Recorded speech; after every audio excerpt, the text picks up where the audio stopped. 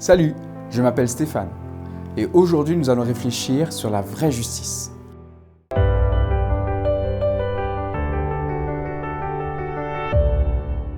La pensée du jour se trouve dans le psaume 1 au verset 6. Car l'Éternel connaît la voie des justes et la voie des pécheurs mène à la perdition.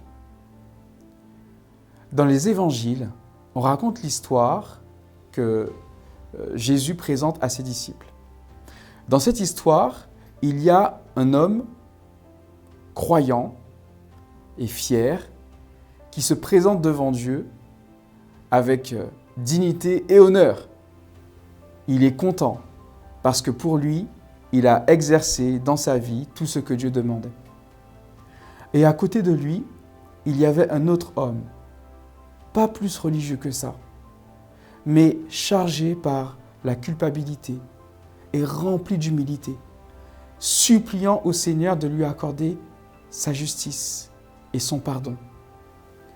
Je crois que le Seigneur souhaite que nous puissions avoir cette attitude de l'homme humble, de cet homme qui ne fait pas promotion de sa foi ou de sa manière de vivre l'Évangile, ou ne manifeste pas tout ce qui est dans sa vie en accord avec ce que Dieu veut, mais plutôt de cet homme qui recherche constamment dans son cœur la présence de Dieu et est toujours enclin à laisser le Seigneur l'orienter, le diriger, le rectifier, le reprendre.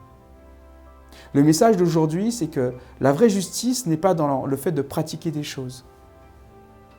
La vraie justice, c'est dans le fait de se soumettre totalement à la volonté du Seigneur et d'être suffisamment humble pour réclamer la justice de Jésus, symbolisée dans la Bible par un vêtement blanc.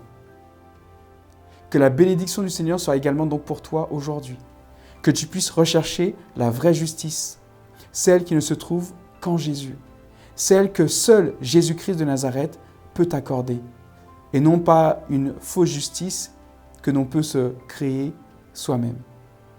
Que Dieu te bénisse abondamment.